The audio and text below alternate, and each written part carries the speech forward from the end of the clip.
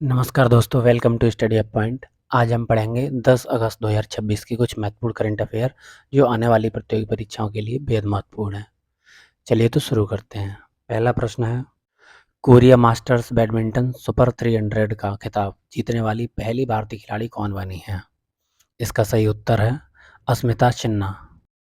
9 अगस्त को दक्षिण कोरिया के अशान में अस्मिता चिन्ना ने फाइनल में चीन की चौथी वरीय हैन क्वांगची को 14-21, 21-14 और 21-14 से हराकर कोरिया मास्टर्स 2026 का महिला एकल खिताब जीता है।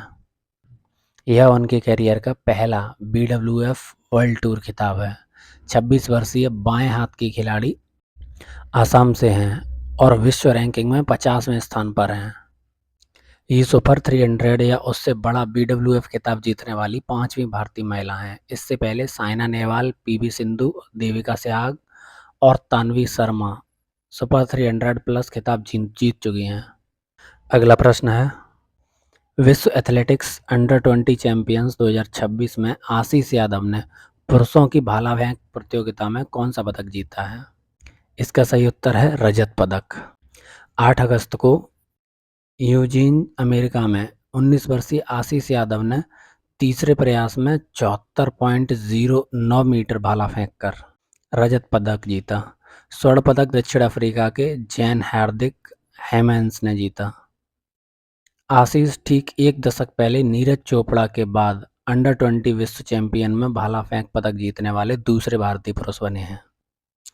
2016 में नीरज चोपड़ा ने 86.48 मीटर वर्ल्ड अंडर 20 रिकॉर्ड के साथ स्वर्ण पदक जीता था।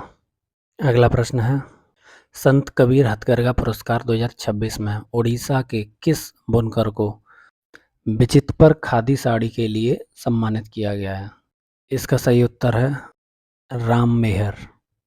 राष्ट्रपति द्रौपदी मुर्मू ने 7 अगस्त 2026 को 12वें राष्ट्रीय हथकरघा दिवस को राष्ट्रपति भवन सांस्कृतिक केंद्र में उड़ीसा के राम मेहर को विचित्र खादी साड़ी के लिए संत कबीर हथकरघा पुरस्कार प्रदान किया। इस अवसर पर कुल 22 पुरस्कार दिए गए, 3 संत कबीर पुरस्कार और 19 राष्ट्रीय हथकरघा पुरस्कार, साथ ही 4 स्मारक डाक टिकट भी जारी किए गए। अन्य 2 संत कबीर पुरस्कार रुड़मा चेतिया चौधरी को मुगा सिल्क के लिए, जो कि असम से हैं, और शाह मोहम्मद अंसारी को जरवफ्त अवधी जामदानी के लिए, जो कि उत्तर प्रदेश से हैं। मुगा सिल्क असम की प्रसिद्ध स्वर्णिम रेशम है, इसे GI टैग मिला हुआ है। अगला प्रश्न है, Saint Louis rapid and blitz 2026 का खिताब जीतकर आर प्रज्ञानंद ने grand chess tour overall standing में कौन सा स्थान हासिल कर लिया है? इसका सही उत्तर है दूसरा स्थान।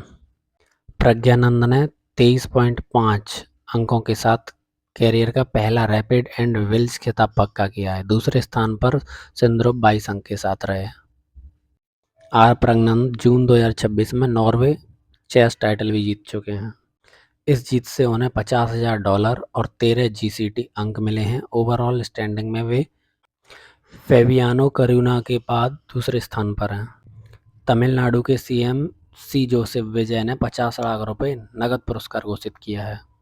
अगला प्रश्न है, एशियाई जूनियर भारोत्तोलन चैंपियनशिप में पुरुष जूनियर 60 किलोग्राम वर्ग में कुल 266 किलो उठाकर स्वर्ण पदक जीतने वाले भारतीय खिलाड़ी कौन है? इसका सही उत्तर है एन टोम्चो मेतई।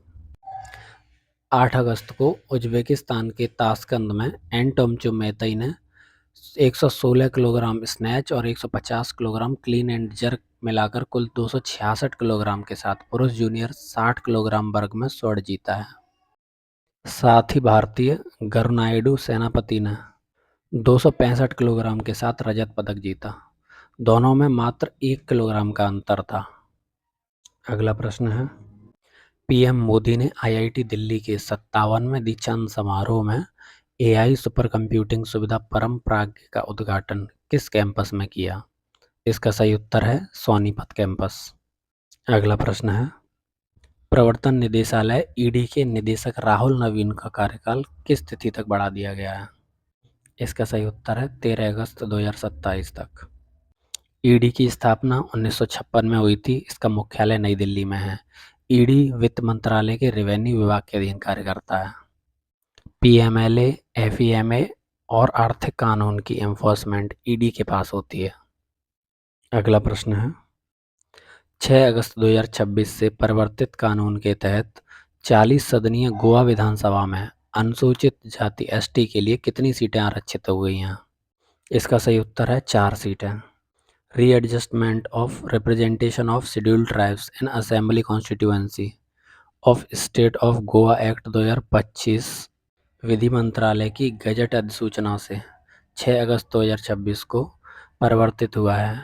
40 सदस्यीय गोवा विधानसभा में अब 4 सीटें एसटी के लिए आरक्षित होंगी। आरक्षण 2011 जनगणना के आधार पर हुआ है और विधेयक को राष्ट्रपति की सहमति जनवरी 2026 में मिली थी।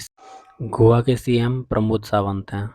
अगला प्रश्न है, गृह मंत्रालय ने अरुणाचल प्रदेश के कितने क्षेत्रीय नामों का मानकीकरण कर आधिकारिक नक्शों में शामिल किया है? इसका सही उत्तर है 27 नामों को। गृह मंत्रालय की 7 अगस्त 2026 की गजट अधिसूचना से अरुणाचल प्रदेश के 27 क्षेत्रीय नाम स्टैंडर्डाइज हो गए हैं।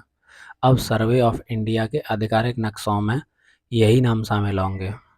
सूची में 4 दर्रे डजोला, रिजाला, पुकुरला और थांगला हैं। शंभू सरोवर झील, शेर ए थाम्पा मेमोरियल और लोंगजू माजा बीसा जैसे क्षेत्र शामिल हैं। इसे चीन की जंगनन नामकरण कोशिशों का जवाब माना जा रहा है।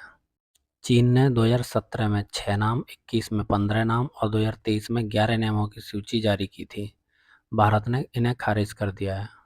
चीन अरुणाचल प्रदेश को जंगनान यानी दक्षिण तिब्बत कहता है। अगला प्रश्न है, नीति आयोग की स्कूल शिक्षा गुणवत्ता रिपोर्ट में किस राज्य ने केरल को पछाड़कर प्रथम स्थान हासिल किया है? इसका सही उत्तर है पंजाब। इस रिपोर्ट के अनुसार पंजाब प्रथम स्थान पर रहा है, केरल, महाराष्ट्र और दिल्ली से आगे। अगर आपको वीडियो पसंद आई तो वीडियो को लाइक करें और स्टडी ऑफ पॉइंट चैनल को सब्सक्राइब करें और अपने दोस्तों को शेयर करना ना भूलें। धन्यवाद।